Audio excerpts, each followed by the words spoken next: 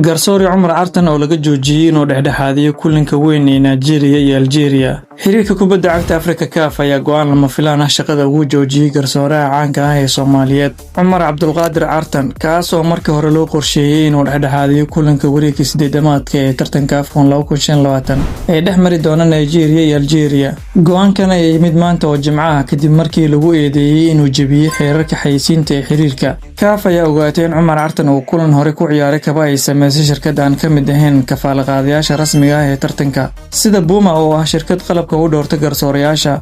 Tani waxay ka hor imaanaysaa heshiisyada ganacsi ee CAF ay la gashay shirkadaha kafaalaqaadka. Cumar Cartan waa garsooraha hadda haysta horyaalka qaaradda, isagoo bishii November magaalada Rabat ee dalka Morocco lagu aqoonsaday garsooraha sanadka ee Afrika. Sidoo kale waa garsoorihii ugu horeeyay ee Soomaali ah ee dhexdhexaadiya finaalka tartamada naadiyada qaaradda iyo tartanka AFCON.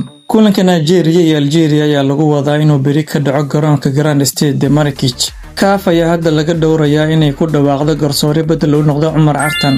Tallaabadan ayaa dhalisay dood ballaaran iyadoo dad badan ay u arkaan inay tahay ciqaab aad u adag marka loo eego inaysan wax saameyn ah ku lahayn tayada garsoorka, balse ay tahay uun arrin la xiriirta xayeysiisiga qalab.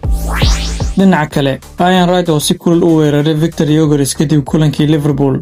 Ian Wright ayaa si adag u weeraray weeraryahanka cusub ee Arsenal Victor Gyökeres kadib markii Gunners ay barbardhac eber la gashay Liverpool, iyagoo lumiyay fursad ay hoggaanka horyaalka ku gaarsiin lahaayeen 8 dhibcood. Xiddiga reer Sweden oo xagaagii lacag dhan 64 milyan oo pound kaga soo beeray Sporting CB ayaa soo bandhigay qaab ciyaareed aad u liita, isagoo taabtay kubadda 8 jeer oo kaliya ka hor inta aan la bedelin saacad markii ay ciyaartu socotay. Wright oo la hadlayay Premier League Productions ayaa muujiyay caradiisa ku aadan gool la'aanta haysata xiddigan, isagoo sheegay in ciyaaryahan lacag intaas leeg lagu soo iibiyay looga baahnaa inuu ka faa'iideysto fursadihii qaybtii hore la abuuray. Markaad lacagtaas oo kala bixinayso waa inay ciyaartooydu diyaar ahaadaan, ayuu yiri Wright. Taas ayaa isbeddelka ka sameynaysa kulamada noocan oo kale ah, sababtoo ah qaybtii hore waxaan abuurnay fursado ku filan oo aan wax ku dhalin karno, balse ma aynan haysan qof ka faa'iideysta.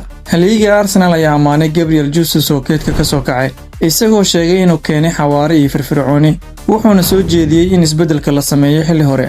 Gyökeres ayaa xilli ciyaareedkan dhibtoonaya isagoo dhaliyay 5 gool oo kaliya 18 kulan oo Premier League ah, mana uusan dhalin gool uu soo xamaashay tan iyo 1 November. Tani waxay aad uga fog tahay qaab ciyaareedkii cajiibka ah ee uu xilli ciyaareedkii hore ku soo bandhigay Sporting, halkaas oo uu ku dhaliyay 54 gool 52 kulan oo uu saftay. Inkasta oo ay dhibic lumiyeen, haddana Arsenal ayaa weli 6 dhibcood ku hogaaminaysa horyaalka. Fiid wanaagsan saaxiibayaal, intaas ayaan ku soo gabagabeynayaa warbixintii koobneed ee nagu hadlayay wararkii ugu dambeeyay ee kubadda cagta. Haddii aad ila dhamaadka muuqaalkan la soo gaartay, ilaa inaad muuqaalka like saarto sidoo kalena sii share gareyso. Haddii aad nagu cusubtahay nagu soo biiro ka mid noqo asxaabta nagu xiran. Mahadsanid.